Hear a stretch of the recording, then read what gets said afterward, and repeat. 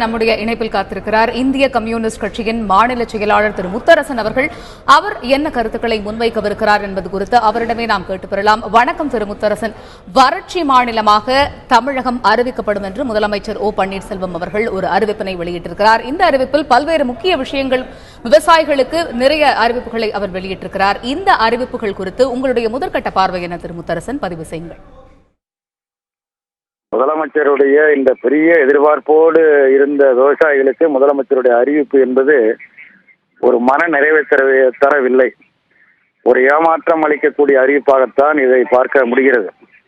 முதலில் தமிழ்நாட்டை முழுமையாக வறட்சியால் பாதிக்கப்பட்ட மாநிலம் என திட்டவட்டமாக அறிவித்து அரசிதழில் வெளியிட்டு என்னென்ன மாதிரியான பாதிப்பு என்பது குறித்து விரிவான அறிக்கைகளை தயார் செய்து மத்திய அரசாங்கத்திடம் கொடுத்து மத்திய அரசாங்கத்திடமிருந்து உரிய நிதியை பெறுவதற்குள்ள நடவடிக்கைகளை மேற்கொள்ள வேண்டும். குறிப்பாக இந்த அறிவிப்புகளில் 100க்கு மேற்பட்டவர்கள் இறந்து போயிருக்கிறார் என்பது அன்றாடம் தினசரி தின ஏடுகளிலும் தொலைக்காட்சியிலும் தொடர்ந்து வந்த செய்தி. ஆனால் தற்போது 17 பேர், அதாவது தற்கொலை செய்து கொண்டவர்கள் 17 பேருக்கு தலா 3 லட்சம் வழங்கப்படும் என்று அறிவிப்பு வந்திருக்கிறது. மற்றபடி அதிர்ச்சி மரணம் அடைந்தவர்கள் குறித்து அறிக்கைகள் பெற்று பரிசீலிக்கப்படும் என்று அறிவித்திருப்பது ஒரு ஏமாற்றம் அளிக்கிறது. குறிப்பாக அதிர்ச்சி மரணத்தை அண்ணா திராவிட முன்னேற்ற கழகம் ஏற்றுக்கொண்ட ஒன்று. இப்ப குறிப்பாக முதலமைச்சர் உடல்நலம் பாதிக்கப்பட்ட பிறகு முதலமைச்சர் செல்வி ஜெயலலிதா அவர்கள் உடல்நலம் பாதிக்கப்பட்டு இறந்திருக்கிறார்கள். அதிர்ச்சியால் 300-400க்கு மேற்பட்ட இறந்திருக்கிறார்கள். ஒவ்வொருவருக்கும் தலா அதிமுகவின் சார்பிலே 3 லட்சம் ரூபாய் நிதி கொடுக்கப்பட்டிருக்கிறது. அதே போல இப்பொழுது பயிர்கள் கருகி போய்விட்டது என்பது ஒரு 100% உண்மையானது. அப்படி தற்கொலை செய்து கொண்டவர்கள், அதிர்ச்சியான மரணமடைந்தவர்கள் என்று பிரித்து அதில் ஒரு வகையினருக்கு வெறும் 3 லட்சம் என்று அறிவித்திருப்பதும் மற்றவர்கள் குறித்து பரிசீலிக்கப்படும் என்று கூறியிருப்பதும் உண்மையிலேயே பெரிய ஏமாற்றத்தை அளிக்கின்றது.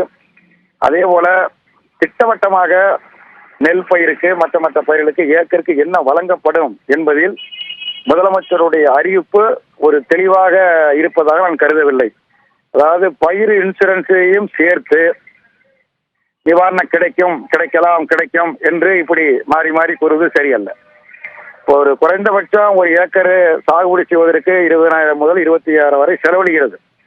அதற்கு பிறகு லாபம் மற்றவையெல்லாம் இருக்கிறது. இவையெல்லாம் கணக்கிட்டு இந்த நிவாரணங்கள் அளிக்கப்பட வேண்டும். அந்த நிவாரணம் என்பது வெறும் பணமாக மட்டும் பார்க்கக்கூடாது. நம்பிக்கை இழந்து போய் இருக்கிற விவசாயிகளுக்கு ஒரு நம்பிக்கை ஊட்டக்கூடிய வகையில் நம்முடைய வாழ்க்கை எதிர்காலத்தில் பாதிக்காது, மீண்டும் விவசாயத்தை தொடரலாம் என்று நம்பிக்கை ஊட்டக்கூடிய வகையிலே இந்த அறிவிப்புகள் இருக்க வேண்டும். ஆனால் தற்போது அறிவித்திருக்கிற அறிவிப்பில் அப்படி ஒரு நம்பிக்கை ஊட்டக்கூடிய அறிவிப்பாக இல்லை. இது குறித்து மீண்டும் பரிசீலனை செய்ய வேண்டும். அதே போல பயிர் கடன் மத்திய கால கடனாக மாற்றுவதற்கு ஏற்பாடு செய்யப்படும் என கூறியிருப்பது மத்திய கால கடனாக மாற்றுவதால் எந்த பயனும் இல்லை. ஏனென்றால் கடன் பெற்று விவசாயம் செய்து விவசாயம் அழிந்து போன நிலையில், போட்ட முதல் அனைத்தும் அழிந்து போய்விட்ட நிலையில் அதை ஒத்தி வைப்பதால், நீண்டகால கடனாக மாற்றுவதால் விவசாயிகளுக்கு மேலும் துன்பத்தை தருமே தவிர நீண்ட காலத்திற்கு வாழ்நாள் முழுவதும் கடனாளியாகவே இருக்க வேண்டிய நிலைமை ஏற்படுமே தவிர வேறு எந்த பயனையும் அளிக்காது. அதை மறுபரிசீலனை செய்து முழுமையாக பயிர்க்கடன்களை ரத்து செய்வதற்குள்ள நடவடிக்கை எடுக்க வேண்டும். அதே போல விவசாய தொழிலாளர்கள் இந்த ஆண்டு முழுவதும் வேலை இல்லாமல் இருந்திருக்கிறார்கள்.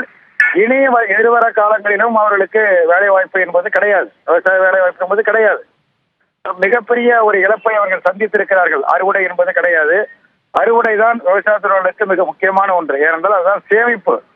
அந்த அறுவடை காலங்களில் அறுவடை செய்து கிடைக்கிற தானியத்தை தான் அவர்கள் சேமிப்பு செய்து அவருடைய வீட்டு திருமணங்கள், மற்ற சடங்குகள், ஊர் திருவிழாக்கள் போல நடத்த முடியும். அதற்கு இந்த ஆண்டு வாய்ப்பே இல்லாமல் போன சூழலில் விவசாய தொழிலாளர்கள் குறித்து எந்தவித அறிவிப்பும் இல்லாமல் இந்த மகாத்மா காந்தி வேலை உறுதியளிப்பு திட்ட நாளை 100 நாள் என்பதை 150 நாளாக உயர்த்தப்படும் என்று அறிவித்திருப்பது மிகப்பெரிய ஏமாற்றம். குறைந்தபட்சம் 200 நாட்களாவது வேலைக்கு தர வேண்டும். அது மட்டுமல்லாமல் அவருடைய தின ஊதியத்தை உயர்த்த வேண்டும். குறைந்தபட்சம் ஒரு நாள் ஒன்றுக்கு 400 ரூபாய் வழங்க வேண்டும் என்று கோரிக்கை வைக்கப்பட்டிருக்கிறது. குறிப்பாக இந்த போராட்டத்தில் விவசாய தொழிலாளர்கள் கடந்த மாதம் 26ஆம் தேதி மாவட்ட ஆட்சித்தலைவர் அலுவலகம் முன்பு முற்றுகை போராட்டம் நடத்தி, அந்த முற்றுகை போராட்டத்தில் குறிப்பாக திருவாரூரில் மகாலிங்கம் என்கிற விவசாயி போராட்ட களத்திலே இறந்த சூழலில் அரசு தரப்பிலிருந்து பேச்சுவார்த்தைக்கு அழைத்து விவசாய சங்க தலைவர்கள் 4 அமைச்சர்கள் கொண்ட குழுவை கடந்த 30ஆம் தேதி சந்தித்து விரிவான கோரிக்கை விண்ணப்பங்கள் கொடுத்திருக்கிறார்கள்.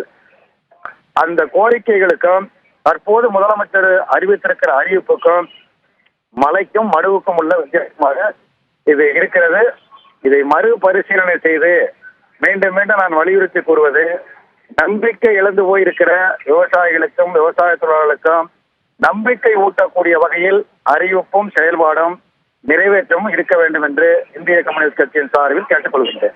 இணைப்பில் வந்து கருத்துக்களை பதிவு செய்தமைக்கு மிக்க நன்றி திரு முத்தரசன்.